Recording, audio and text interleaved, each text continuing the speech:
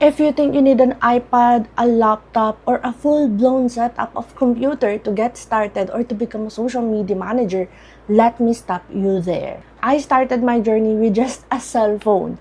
No courses, no training, no laptop, just guts, internet, and willingness to learn. And on this video, I'm gonna walk you through or share with you how I get started or what you actually need to become a social media manager even though you don't have a laptop and you only have a cell phone. I've been sharing this to my previous videos about my journey in starting to become a social media manager even without laptop and how I land my client. Feel free to watch the full videos here, and here, and let me discuss to you what you really need, not a material thing, to become a social media manager. First is the confidence. You don't have to be the best. You just have to believe that you can and you are willing to grow.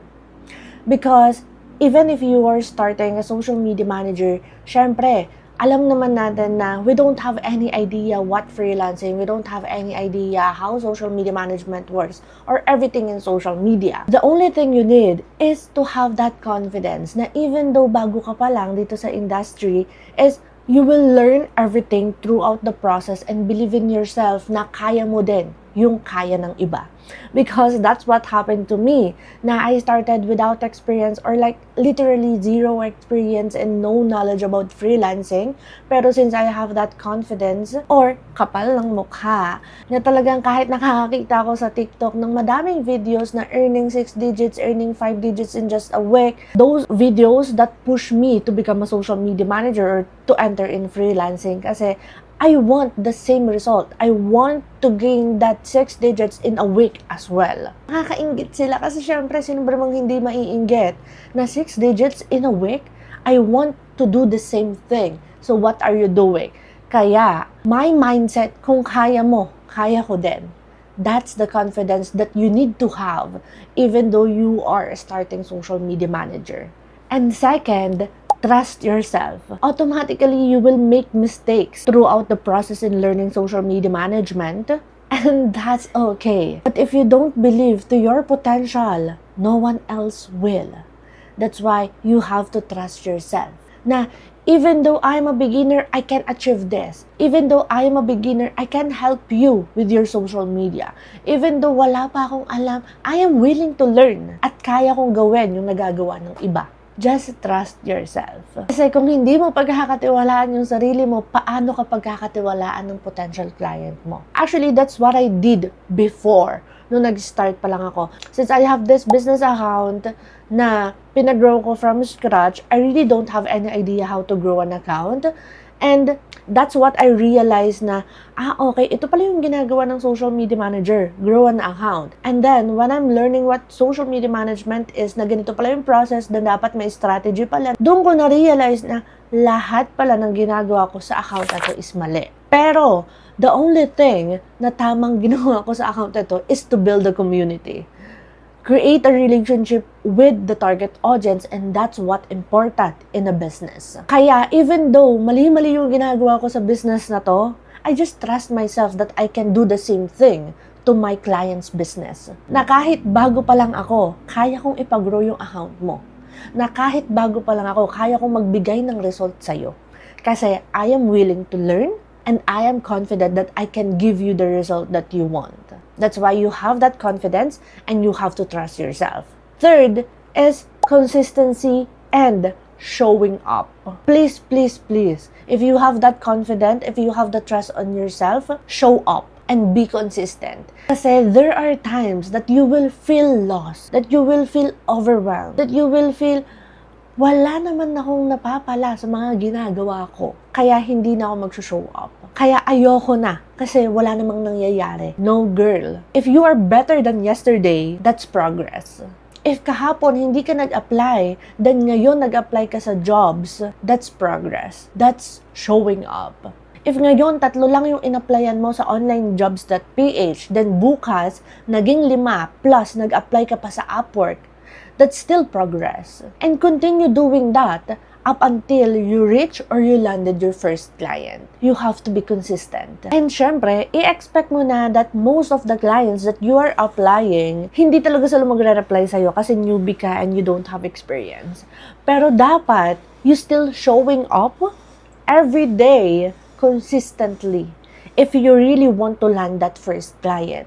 Kasi kung susuko ka na, after 1 month na hindi ka pa nagkakaroon ng client, lalong hindi ka magkakaroon ng client kasi sumuko ka. Since naumpisahan mo na yung journey mo, girl, do it and continue doing it up until you land that first client.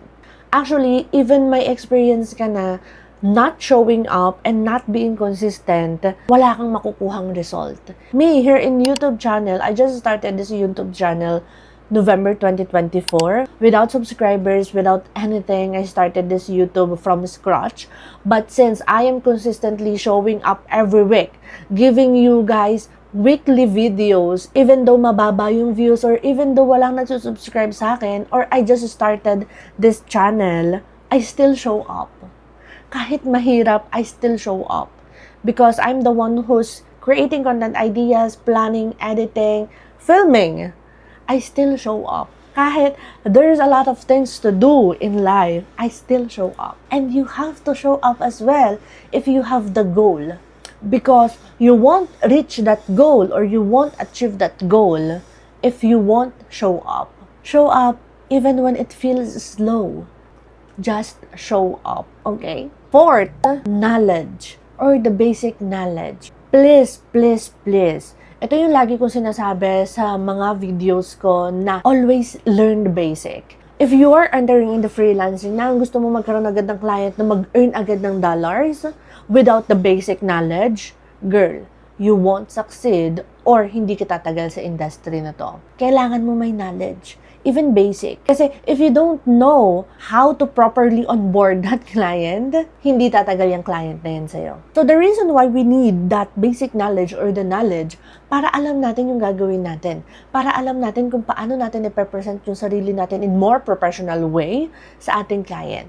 Na kahit newbie tayo, parang expert na tayo because we know the basic knowledge or we have that knowledge to present ourselves to clients. Kaya, have that knowledge kahit na gustong-gusto mo na magkaroon ng client. And importante that you know the simple things in freelancing or in whatever you are entering.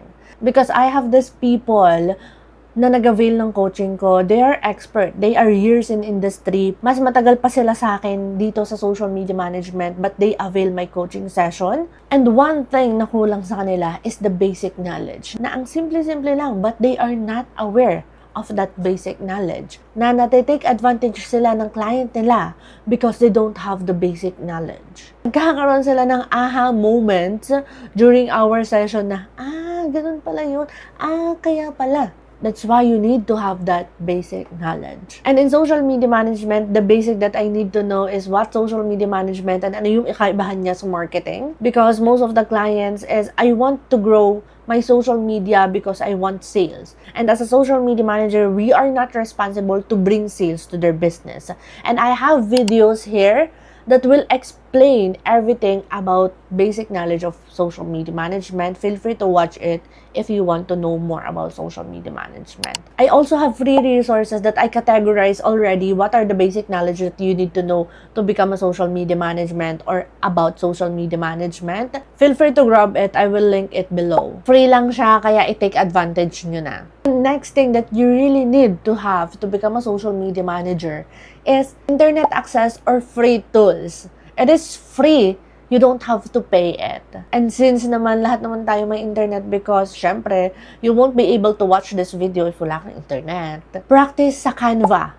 Free si Canva and you can create graphics, you can create contents using Canva. And for video, CapCut. Practice creating contents in CapCut. Actually, I have these funny moments with my first client. Nung nag-start ako, nung nagkaroon ako ng unang client, I really don't know how to create or edit video. I do editing of the video through Canva pa. Kasi nakita ko may mga templates doon ng video. So, doon ko na-edit yung mga reels nila. Then, the client asked me, Shara, what are you using Or what tool are you using to edit video? So I said Canva. Try CapCut because this is what I'm using and what other people using for editing video. And dun ko palang nalaman si CapCut. And since then, dun ako natuto about editing videos. That's why I am able to offer it to other clients video editing. I just learned editing in CapCut by just watching videos in Black Up or here in YouTube. Tututunan ko lang sila kasi syempre may mga tutorials naman and you have to do it as well. If you have that internet access, girl, take advantage of those free resources in the internet and you will learn everything. You don't have to avail courses, you don't have to avail training just to learn something because everything is nasa internet na. Especially here in YouTube University, I just graduated kay YouTube University and nag-enroll ng Masteral. And aside from Canva and CapCut, learn the project management tool as well. So I am using Notion. Notion is actually free. It is a good tool for you to learn. You don't have to avail premium if you just want to familiarize yourself with project management tool. Kasi sa free nila, you will learn everything about content planning, content scheduling, or strategizing, or how to create a monthly content calendar as a social media manager. Kaya feel free to grab Notion for free. I will also put the link below for Notion. Next is curiosity and problem solving. You will often need to figure things out. And that's your superpower. Google things out. Try things. Don't ask people how. Because that's the common scenario that we are doing. Once we saw some video in social media, we asked or we commented how to apply. Girl, just Google, okay? Nung nag-start ako, I don't even ask people how. I figure things out.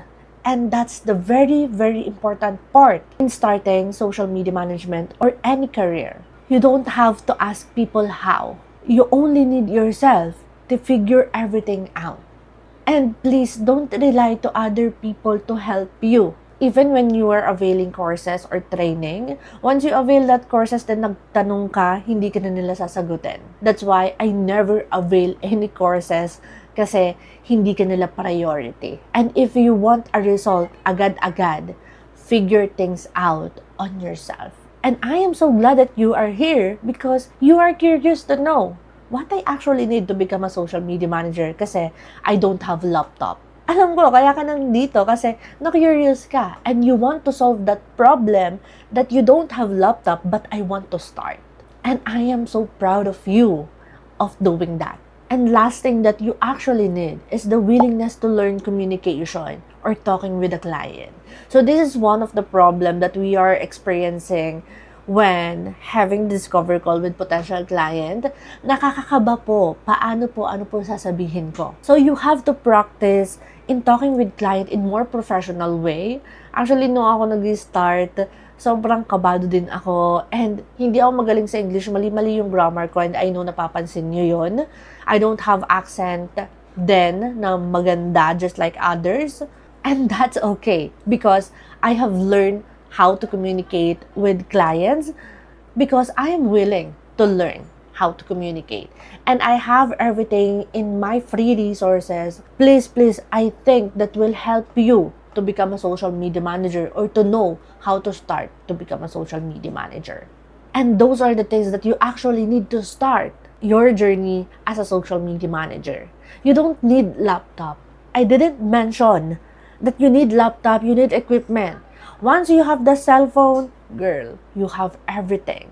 You have all the resources. You just need to take action. Kasi kung narinig mo man to pero after watching this video, wala kang ginawa, sayang lang. Nagsasayang ka lang ng oras. You have to take action and apply everything that I said to you on this video. And if you want to learn more about social media management, I have playlist here. Feel free to watch it and I will see you there.